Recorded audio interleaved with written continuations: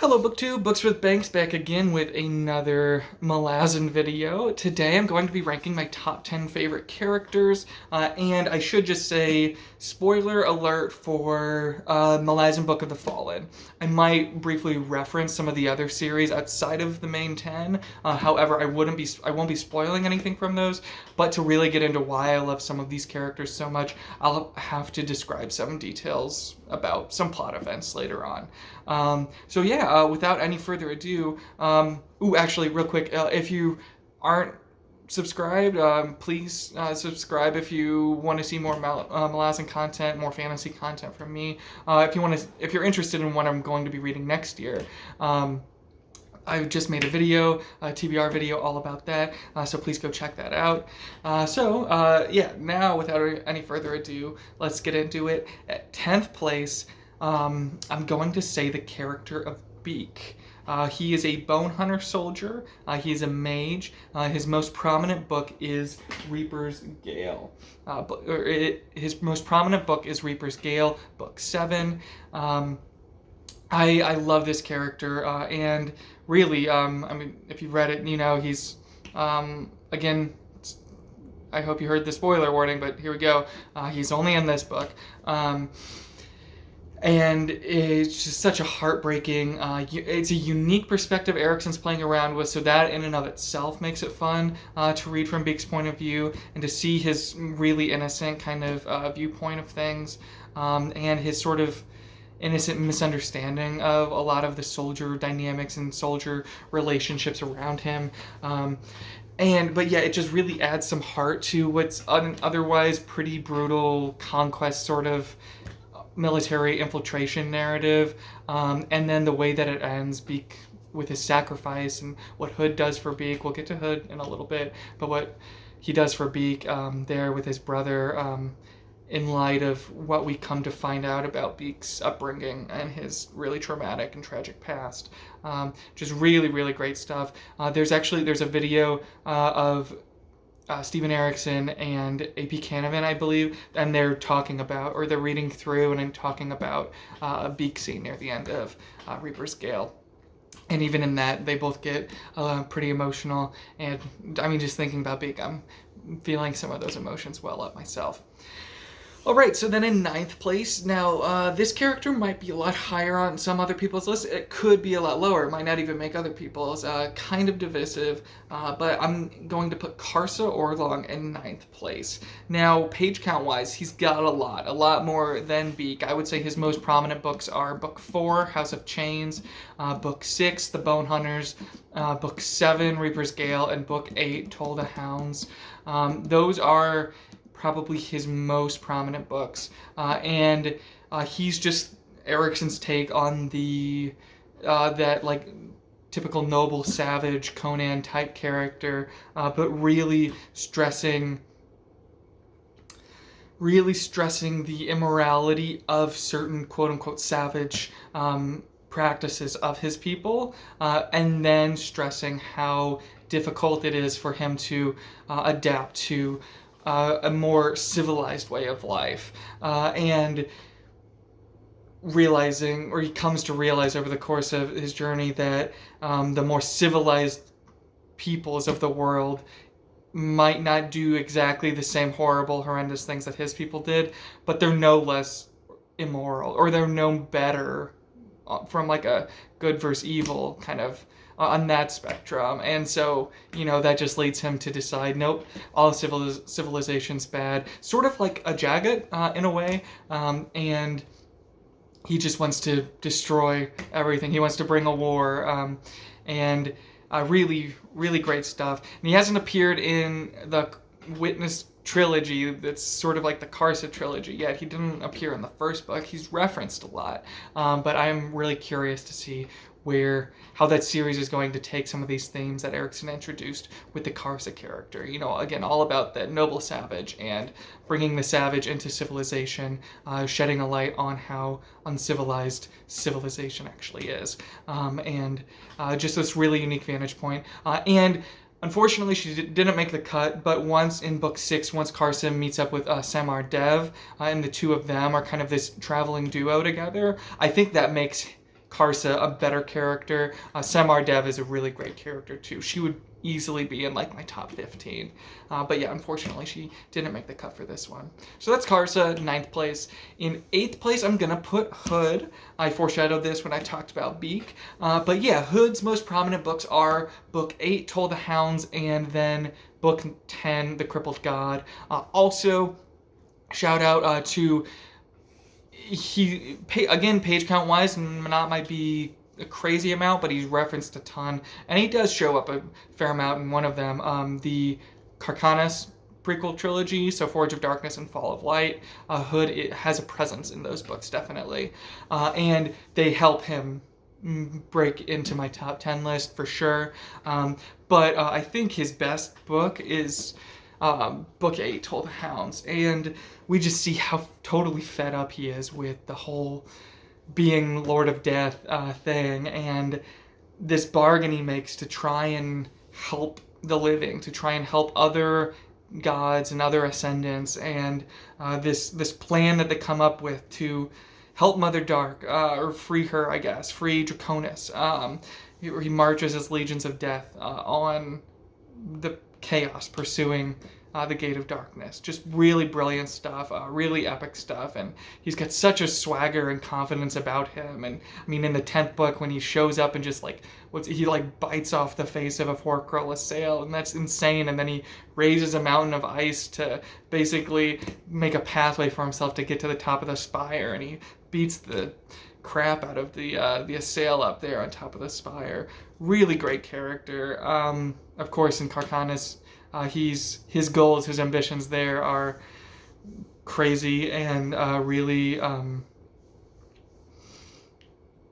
just really ambitious. But yeah, so I love Hood for his ambition. I love for how Erikson takes the God of Death kind of character and does more with him through Hood. Then in 7th place, this, I'm not sure how people are going to feel about this, but 7th place I'm going to put Scillara. So her most prominent books are The Bone Hunters, book 6, and Toll the Hounds, book 8. She's the one, she's traveling with Crocus and Heberic at first, and then she eventually, she's kind of has a fling sort of thing with Crocus, but that's more just to pass the time. They're both bored, but then she does eventually fall in love with Barathol, and they start to make a life for themselves in Darujistan and Toll the Hounds.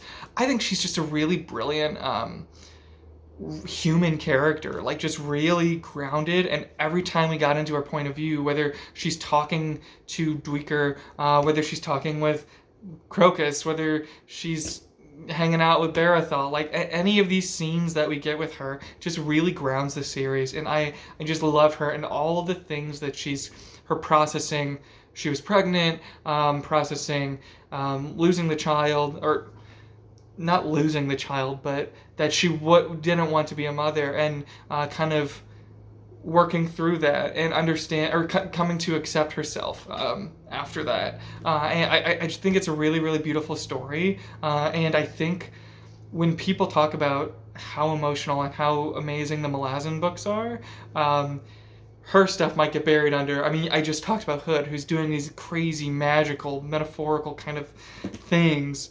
And next to that, Scilara's just kind of a person. But I think that's what makes her such a beautiful character, and so rich for analysis. In 6th place, I'm going to have Tavore Paran. Her most prominent books are House of Chains, book 4, Bone Hunters, book 6, Reaper's Gale, book 7, and Dust of Dreams and The Crippled God, books 9 and 10. I think Erikson is he's very good at subtly introducing us to characters and getting us to know people through showing us what they're doing from other characters' points of view. And I think Tavore Paran is like the perfect example of this, and how unsure everyone is of her leadership abilities. And then when they are sure of that, how unsure they are of her eventual motives, her alliances, her relationship with other ascendants or gods. What's her real plan? It's got to be something good. There has to be a reason we're doing all of this crazy stuff, marching across continents. There has to be a reason beyond just the Empire told us to, or now. We're fleeing the Empire. Like, there has to be more of a reason, and the few moments we get of Tavore throughout, getting more and more moments with her in the back half of the series, just every time she's on the page, I'm like, oh, yay, there she is. What can we figure out about her this time, this scene? What is Erikson trying to show us about Tavore in this scene? And so, yeah, I think in a way she's sort of the main character of the series, despite not having as much page time as, say, a Ganos or a Crocus or an Absolar. I think her goals, her ambitions really drive the narrative, especially, again, in the back half, when we start to see a little bit more and more of Tavore. All right, then in 5th place, and if you watch my scene analysis videos, there was one character that popped up in 3 or 4 of those, despite not being in very many books. His most prominent books are Book 5, Midnight Tides, and Book 7, Reaper's Gale, and this is Roulette'S Sengar. I love this character and everything he goes through with finding the sword, and oh my god, I mean, just the coins on his skin, the pain he goes through, how horrible he is to his family and to everyone around him, sort of as retaliation for not having felt respected by them, and being a bit of a brat and a whiner when he was younger, or before he dies, I guess, that first time. And then just to have to die and die again, and the pain of this character, it's so painful. Now, I do think Udinaas helps him, boosts him as a character. Oh shoot, I forgot about Udinaas. Huh. Sorry. I'm gonna have to bump off Beak and put Udinaas right above Rhulad. Sorry about that. But yeah, I love Udinaas too much. I'm so sorry I forgot about him. Anyway, with Roulette'S Sengar, though, even just everything we get of him in Reaper's Gale is so heartbreaking, and those scenes are so powerful that when I think of the moments from the series that I love, Rhulad is in more than half of them, or at least half of them. Again, that's amazing. That's such an amazing impact he's left on me, only appearing in 2 books. Yeah, so Roulette'S Sengar, great character. So he would be in 6th place then, and then in 5th place would be Udinaas. Udinaas, amazing. Point of view of a slave because he had so much debt. He had accrued so much debt, and I mean, he's just, every time we're in his mind, he's thinking through things so brilliantly, and he has such great self-awareness and such a grasp of his emotions, the emotions of the Sengar family around him, the political situation, the sort of futility of the war in Midnight Tides, and then the kind of rambling kind of randomness of their quest in Reaper's Gale, and that just that quest he goes on. I think he's really the painful heart of that journey that they're taking into the mountains. And yeah, I love Udinaas. I love how his interactions with Saren Padak, with Clip, with Fear. I love how he kind of sheds light or helps Fear kind of cope with what the decisions that Fear's made in his life, but Udinaas is also reflecting on the decisions he made and being such a friend and a helper to Roulette'S Sengar. Udinaas is amazing. Then in 4th place, I'm going to put Felisin Paran. Felisin, her most prominent books are Books 2 and Book 4. It's Dead House Gates and House of Chains. Specifically, Book 2, I think she's brilliant in. I think her storyline, I was more invested in that because of her than I was in Dweeker and Coltane and the Chain of Dogs storyline. That's how much I loved her character, and I loved reading about what she went through and this really unique kind of painful trauma reaction storyline. That's really all it is. And then just the amazing kind of ending of that for her and her group at the end of Dead House Gates, and then it's sort of this victorious, triumphant ending. But then you see in House of Chains, Book 4, how, no, she's really kind of just a slave to this goddess's will, trying to do the best for the camp. That's possible, but it's not very possible. And yeah, I love Felisin Paran, an early character I fell in love with.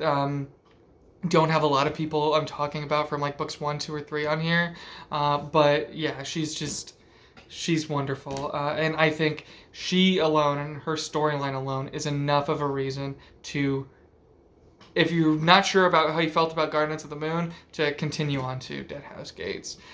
Yeah, Felisin, 4th place. In 3rd place, I'm gonna put Bottle, the Abode Hunter, the highest. I'm putting any of the Bone Hunter characters on this list. I love Bottle. His most prominent books are The Bone Hunters, Book 6, Reaper's Gale, Book 7, and then Dust of Dreams and the Crippled God, Books 9 and 10. Especially in The Bone Hunters, he just really shows how Erikson can take a character that might seem to have a character quirk or a gimmick and make that gimmick so meaningful and so powerful and helpful and advantageous for so many people, for the story even. And yeah, it's sort of like a diamond in the rough kind of story with him. Like, oh, he's just another mage and he can do some interesting stuff. But then Erikson creates a situation where Bottle gets to be the hero. And then, even after he's the hero in that instance, he was introduced and fleshed out there in that moment. But then, because now we know him more, and Erikson does this with a lot of the Bone Hunters characters, I think he just does it best with Bottle. But now that we know him more because of these heroics in the Bone Hunters, now we get to check in with him. Whenever we have Bone Hunter segments of the later books, we get to check in specifically with Bottle to see what are his reactions to what's going on. In Dust of Dreams, at the end of that battle there, he does another heroic thing with the birds, or I think whatever's flying up above. I love Bottle. 3rd place, I think at one point in time might have been my favorite character, because I mean the Bone Hunters as a group might be my favorite group of characters, and he, I think, is just like the best, my favorite of them. So yeah, but for now I'll say 3rd place, Bottle. In 2nd place, and 2nd and 1st place kind of go back and forth. But 2nd place, I'm going to have Tehol Bedix. His most prominent books are Midnight Tides, Book 5, and Reaper's Gale, Book 7. Also, I'll say Dust of Dreams, Book 9 as well. He's hilarious, and I think he is Erikson writing comedy, and but it's really sort of cynical comedy at his best. I think, while I like Bug a lot as well, Bug is a lot more the straight man to Tehol's chaos and or seeming chaos. So a lot of times he's just putting on this chaotic kind of comedic, insane face when really you know that he's got this brilliance, this understanding of economics and the economic situation and political situation in Lether or in Letheris. And I love him for it. I mean, every time we're with him, it's like, oh, where's this plot going next? What's the comedy bit going to be here? And then how is he sort of going to subvert all that by pointing out, oh no, he's actually thought of something really smart to do. He's doing something with the Ratcatcher's Guild. He's doing something more with this bug that has this insect that has 2 heads. There's always more to Tehol. There's these layers of deception, and also just the group of characters he gathers around him are hilarious too, like Oblala Pung. And then, of course, there's the really heartbreaking stuff that Janath, I think that's her name, that she goes through in Reaper's Gale. But what Tehol is doing for her and with her, I really, really love that. It's just so much fun, and it's so exciting. It's not just a comedy side story. This comedy story is essential to the narratives of both at least Midnight Tides and Reaper's Gale. So much hinges on the decisions of this crazy madman who's actually brilliant and actually controlling so much of how things go down. So I love Tehol Bedix. In 1st place, this might be a little bit polarizing, but I couldn't resist. I mean, when I think about characters and the character voices that Erikson kind of uses in his series, I can't get this one out of my head, and I can't deny that this character is a big reason why I kept going on from Guardians of the Moon. His most prominent books are Guardians of the Moon, Book 1, Memories of Ice, Book 3, and then Toll the Hounds, Book 8. And this is none other than Kruppe. I love Kruppe so much. He, as hilarious and cynical as Tehol is, Kruppe is funny, but also sincere, I think, and very heartfelt in his efforts to keep his Phoenix Inn group together and to keep their spirits high. And that's in Guardians of the Moon. Then in Memories of Ice, his efforts are all to keep the Mahib happy and to keep the spirits of the army a little higher. And then in Toll the Hounds, I'd say it sort of goes up a level, and it's to keep our spirits, the readers' spirits, high, despite all the grief and suffering happening in the world. Kruppe is there to remind us about all of the love and all of the positive impacts that Erikson's characters are having on one another and might have had on us. And I think while he's funny, he's this character, Erikson, through Kruppe, is able to do so many powerful and deliver so many powerful emotional moments, emotional summaries of what's just happened before. Specifically, Toll the Hounds is where Kruppe shines best, easily.